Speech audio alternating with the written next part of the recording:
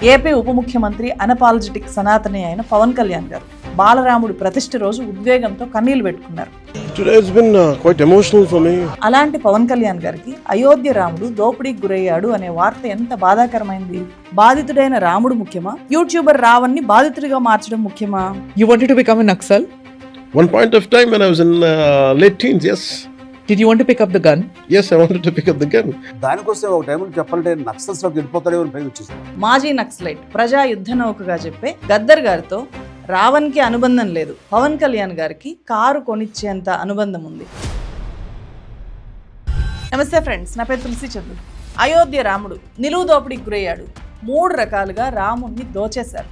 రీసెంట్గా వెలుగులోకి వచ్చిన హుండీ విరాళాల చోరీ అనేది ఈ 3 రకాల దోపిడీల్లోకి చాలా చిన్నది. మిగతా 2 కూడా చాలా చాలా పెద్దవి. ఈ ఇష్యూ మీద నేను చాలా లేట్గానే వీడియో చేస్తున్నా. దేశవ్యాప్తంగా ఎట్లాంటి చర్చ జరుగుతోంది, ఎలాంటి స్పందనలు వస్తున్నాయి అని చెప్పి ఇంతకాలం అబ్జర్వ్ చేశాను. కానీ ఎంత విచిత్రం అంటే, హిందువుల ఆత్మగౌరవ ప్రతీక అయోధ్య రామ మందిరము అని చెప్పి రాముణ్ణి రాజకీయ కేంద్రం చేసి కట్టిన దేవాలయంలో భక్తుల డబ్బులు దోచుకున్నారు అనే అతిపెద్ద వార్త బయటకు వస్తే దాని మీద మీడియాలో పెద్దగా చర్చ లేదు, రాజకీయ దుమారం ఏమీ లేదు మిగతా అంశాలతో పోల్చితే. హిందువులకు సంబంధించి లేని సమస్యల్ని ఉన్నట్టు క్రియేట్ చేసి చర్చ చేసే వాటితో పోల్చితే దీని మీద ఏ మాత్రం చర్చ లేదు. దోపిడీ చేసిన వాళ్ళు పాకిస్తానీస్ కాదు, బంగ్లాదేశ్ అక్రమ వలసదారులు కాదు, యాంటీ హిందూస్ కాదు, లౌకికవాదులు, ముస్లిమ్స్, క్రిస్టియన్స్, తుక్కుడే గ్యాంగ్ అని చెప్తారు కదా, ఆ తుక్కుడే గ్యాంగ్ కూడా కాదు. నిందితుల పేర్లు చెప్తాను చూడండి ఒకసారి. లవకుష్ మిశ్రా, రామ్ శంకర్ మిశ్రా, రామాశంకర్ యాదవ్, అనుకల్ప్ మిశ్రా, అవినాష్ శుక్లా, మనీష్ యాదవ్, సుభాష్ చంద్ర శ్రీవాత్సవ, కరుణేష్ పాండే. పేర్లలో కూడా భక్తి భావన పొంగుతోంది కదా. వీళ్ళంతా కూడా నిత్యం బాలరాముడి సేవలో ఉండే అయోధ్య రామాలయ ఉద్యోగులు. అయోధ్య రామాలయాన్ని నిర్వహించేది శ్రీ రామ జన్మభూమి తీర్థక్షేత్ర ట్రస్ట్. అందులో వీళ్ళందరూ కూడా వర్క్ చేస్తున్నారు. అయోధ్యలో రామ మందిర నిర్మాణం కోసం ఫైట్ చేసిన వాళ్ళని, కేంద్రానికి సన్నిహితంగా ఉండే వాళ్ళని ఏరి కోరి ట్రస్ట్లో ఉద్యోగులుగా అపాయింట్ చేశారు. వాళ్ళలో ఉండే కొంతమంది చేసిన దోపిడీ ఇది. ఈ దోపిడీలో బాధితుడు సాక్షాత్తు శ్రీరామచంద్రుడు, అయోధ్యలో ఉండే బాలరాముడు. కానీ మీడియాకు అయోధ్యలో జరిగిన ఈ దోపిడీ అతిపెద్ద వార్త కాదు. అందుకే నాన్ స్టాప్ డిస్కషన్స్ లేవు, నేషన్ వాంట్స్ టు నో అనే చర్చలు లేవు. ప్రధాని మోదీ గారి నుంచి ఒక్క చిన్న ట్వీట్ కూడా లేదు. एक आवाज नहीं उठी, एक स्टेटमेंट नहीं, एक ट्वीट नहीं. ये सवाल सिर्फ मैं नहीं, आप नहीं, पूछता है सारा भारत. మజా ఆయా. ఏపీ ఉప ముఖ్యమంత్రి అనపాలజెటిక్ సనాతని అయిన పవన్ కళ్యాణ్ గారు బాలరాముడి ప్రతిష్ఠ రోజు ఉద్వేగంతో కన్నీళ్లు పెట్టుకున్నారు. Today has been quite emotional for me, and at the time of Pran Pratishtha, tears were started rolling unknowingly. అలాంటి పవన్ కళ్యాణ్ గారికి అయోధ్య రాముడు దోపిడీకి గురయ్యాడు అనే వార్త ఎంత బాధాకరమైంది. కానీ ఇప్పుడు మాత్రం ఆయన స్పందించట్లేదు. తిరుమల లడ్డూలో ఆవు కొవ్వు, పంది కొవ్వు కలిసినట్టు ఏ ఆధారం లేకపోయినా కూడా విజయవాడ కనకదుర్గమ్మ మెట్లు గడిగి ప్రాయశ్చిత్త దీక్ష చేశారు పవన్ కళ్యాణ్ గారు. అప్పుడే కదా ప్రౌఢ్ సనాతని అని చెప్పి ఆయన ప్రకటించుకున్నారు. మరి అయోధ్య రాముడు ఏం పాపం చేశారు? పవన్ కళ్యాణ్ గారు ఇప్పుడు బాధిత రాముడిని ఎందుకు పట్టించుకోవట్లేదు? పవన్ కళ్యాణ్ గారు రాముడు విషయంలో స్పందించేంత టైం లేకుండా బిజీగా ఉండడానికి ఏపీ తెలంగాణలో సంచలనంగా మారిన రావణ్ ఇష్యూనే కారణమా? ఎందుకంటే ప్రశ్న యూట్యూబ్ ఛానల్ రావణ్ను జూన్ 30 నుంచి పవన్ కళ్యాణ్ గారి మీద అనుచిత వ్యాఖ్యలు చేశారు అనే కేసు తెలుసు కదా.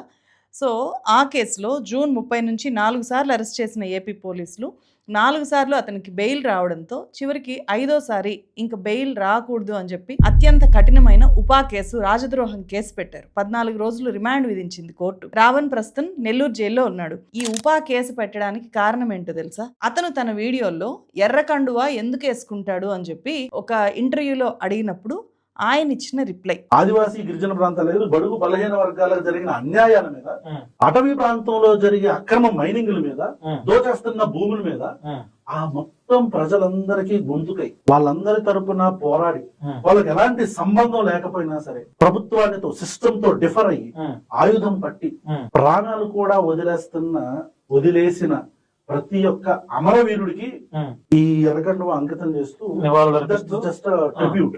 రాజ్యానికి వ్యతిరేకంగా యుద్ధానికి ప్రేరేపిస్తున్నాడు, యువతని రెచ్చగొడుతున్నాడు అని చెప్పి మావోయిస్టుల్లో చేర్చడానికి సిపిఐ మావోయిస్టు సిద్ధాంతాలను ప్రశ్న రావణ్ ప్రచారం చేస్తున్నాడు అని చెప్పి జనసేన నాయకుడు, ఆంధ్రప్రదేశ్ రాష్ట్ర road development corporation director Garikapati Shivshankar ఇచ్చిన కంప్లైంట్తో కృష్ణా జిల్లా గంగవరం పోలీస్ స్టేషన్లో కేసు నమోదైంది.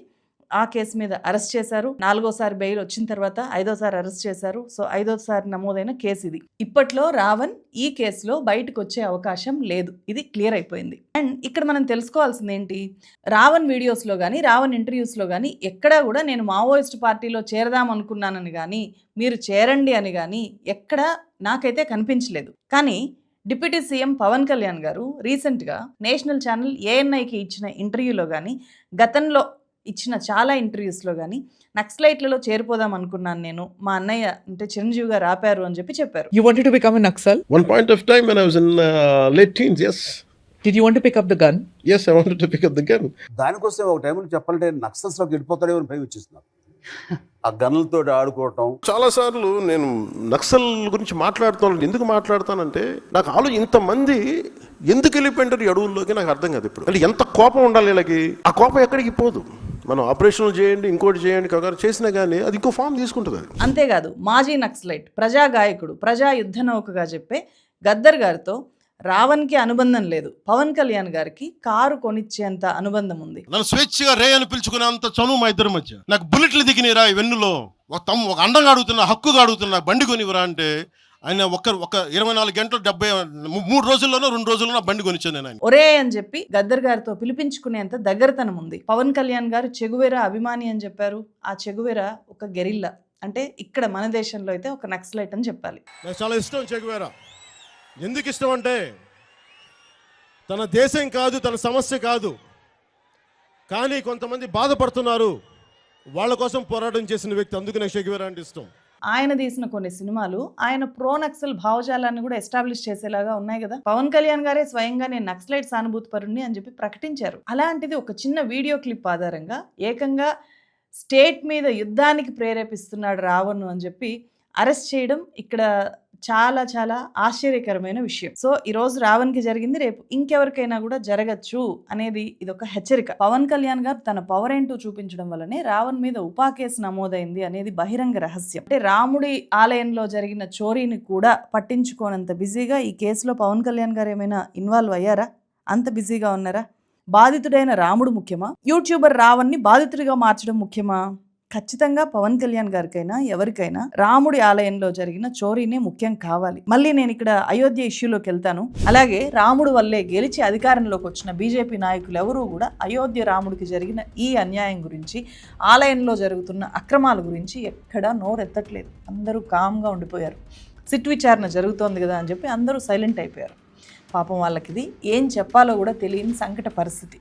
అందుకే ఒక బీజేపీ లీడర్ ఏమంటున్నాడు తెలుసా, మా హిందువుల డబ్బులు మా హిందువులు దోచుకుంటే మీరెందుకు క్వశ్చన్ చేస్తున్నారు అని అంటున్నాడు. मंदिर हमारा, चंदा हमारा, चोरी की हमारे लोगों ने और तुम लोग खामोखा ड्रामेबाजी कर रहे हो. హిందువుల పైన హిందువులు నేరాలు చేస్తే, హింసకు పాల్పడితే కూడా ఆయన ఇలాగే అంటారేమో. మరి ఇంతకీ అయోధ్యలో ఏం జరిగింది, ఏం జరుగుతోంది, ఇది క్రిస్ప్గా డీటెయిల్డ్గా ఎక్స్ప్లెయిన్ చేస్తాను. ఈ ఛానల్ని మీరు ఫస్ట్ టైం కనుక చూస్తుంటే ప్లీజ్ డూ సబ్స్క్రైబ్. కేంద్రంలో అధికారంలో ఉన్న బీజేపీకి అయోధ్య రామాలయం ఎంత ముఖ్యమైన టెంపులో ప్రపంచం మొత్తానికి కూడా తెలుసు.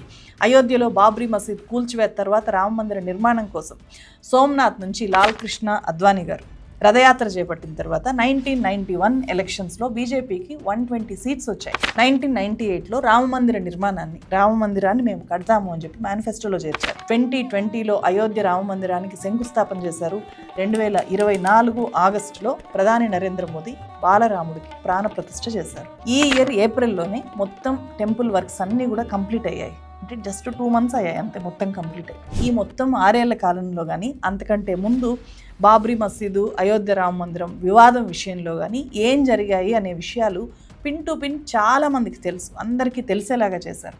కానీ ఇప్పుడు ఆలయంలో జరుగుతున్న అవినీతి కార్యక్రమాలను మాత్రం చాలా రహస్యంగా దాచిపెట్టే ప్రయత్నం చేస్తున్నారు. అయోధ్య వ్యవహారాలు చూసే శ్రీరామ జన్మభూమి తీర్థక్షేత్ర ట్రస్ట్ను కేంద్ర ప్రభుత్వం 2020లో ఏర్పాటు చేసింది. మహంత్ నృత్య గోపాల్ దాస్ ఈ ట్రస్ట్ అధ్యక్షుడిగా ఉన్నారు. ఇప్పుడు 3 రకాలుగా రాముడు ఎలా దోపిడీకి గురయ్యాడో చూద్దాం. దోపిడీ నెంబర్ 1, లేటెస్ట్ అంశము హుండీ డబ్బుల చోరీ.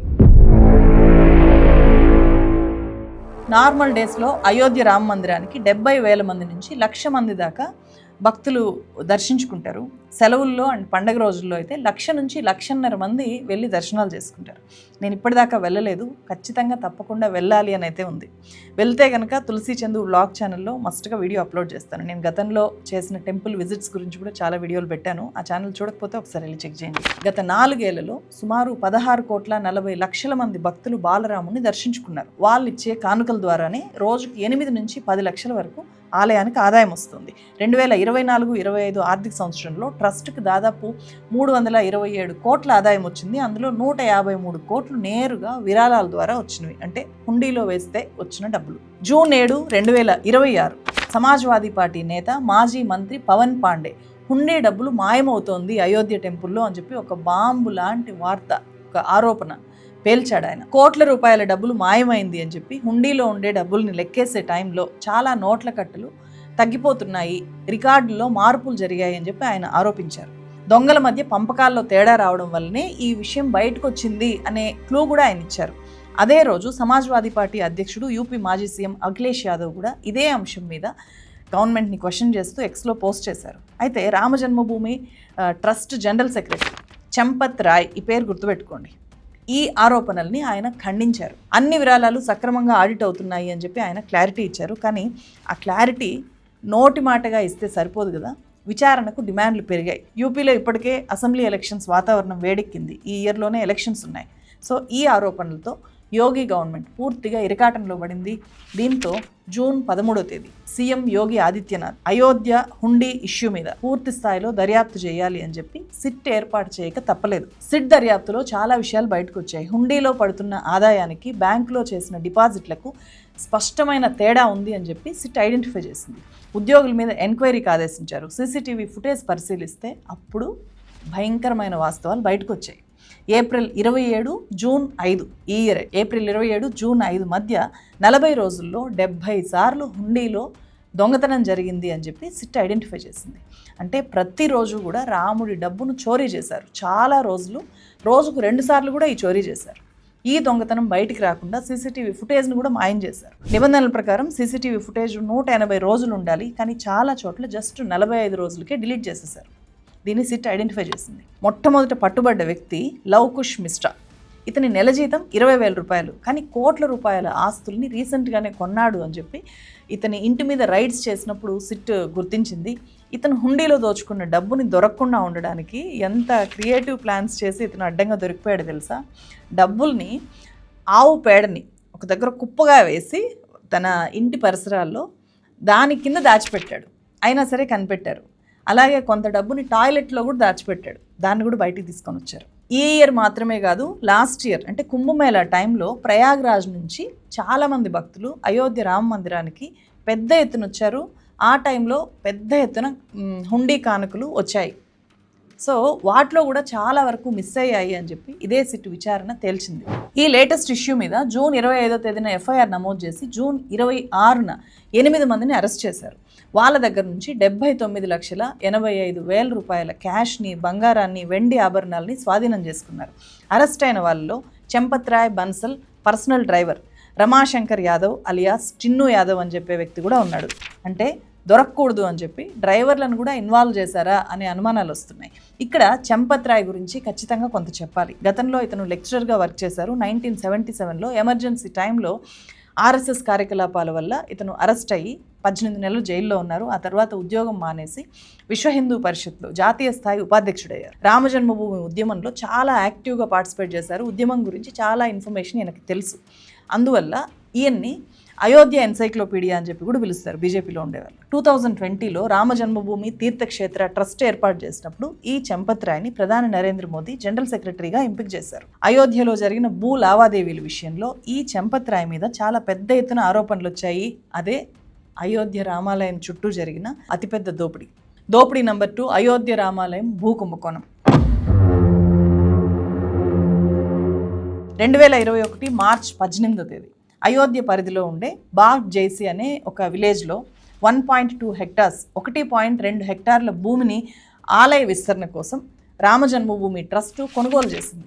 ఇది ఎంత విచిత్రం అంటే రాత్రి 7:10 కుసుమ్ పాఠక్, హరీష్ పాఠక్ అనే యజమానుల దగ్గర నుంచి, అంటే భూ యజమానులు కుసుమ్ పాఠక్, హరీష్ పాఠక్, వాళ్ళ దగ్గర నుంచి రవిమోహన్ తివారీ, సుల్తాన్ అన్సారీ అనే రియల్ ఎస్టేట్ డీలర్స్ వాళ్ళ పేరు మీదకి రిజిస్ట్రేషన్ జరిగింది. ఈ భూమిని 2 కోట్లకు వాళ్ళు కొన్నారు. అసలైన భూ యజమానుల దగ్గర నుంచి 2 కోట్లకు కొన్నారు, రిజిస్ట్రేషన్ చేయించారు. ఆ తర్వాత జస్ట్ 10 నిమిషాల్లోనే అదే భూమిని రామజన్మభూమి trust general secretary Champat Rai 18.5 కోట్లకు కొన్నాడు. జస్ట్ 10 నిమిషాల్లోనే 2 కోట్ల భూమిని రాముల వారికి మాత్రము స్పెషల్ ఆఫర్ కింద భారీగా పెంచి 18.5 కోట్లకు, అంటే 16.5 కోట్లు ఎక్కువ కమ్మారు రామభక్తులే. ఇది పక్కా కుంభకోణము అని చెప్పి ఆరోపణలు వస్తున్న సాక్ష్యాలు ఏంటో తెలుసా? ఈ 2 రిజిస్ట్రేషన్స్లోనూ సేమ్ సాక్షులు ఉన్నారు, వాళ్ళే సాక్షులు రెండిట్లో కూడా. అంతా కూడబలుక్కుని రామునికి ఎగనామం పెట్టారు.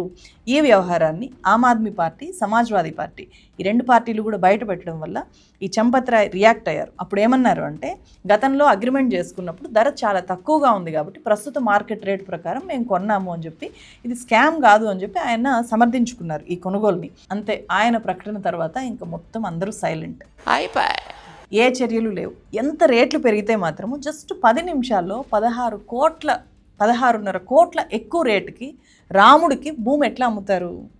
ఇది ఒక్కటే కాదు, అయోధ్య మేయర్ రిషికేష్ ఉపాధ్యాయ బంధువు దీప్ నారాయణ్ ఉపాధ్యాయ ఫిబ్రవరిలో ఒక భూమిని 20 లక్షల రూపాయలకు కొని మే 11వ తేదీన అదే భూమిని రామజన్మభూమి ట్రస్ట్కి, అంటే రాముల వారికి 2.5 కోట్లకు అమ్మాడు. అంటే 3 నెలల్లోనే ఆ భూమి ధర 2.3 కోట్లు పెరిగింది. ఇది ఎలా సాధ్యము? ఇక్కడ నిలువున ముంచేస్తుండేది రాముల వారిని కాదా, అయోధ్య రామాలయాన్ని కాదా ట్రస్ట్ పేరుతో? 2023లో జరిగిన టాప్ 10 ల్యాండ్ డీల్స్లో 7 రామజన్మభూమి ట్రస్ట్ కొన్న భూములే ఉన్నాయి.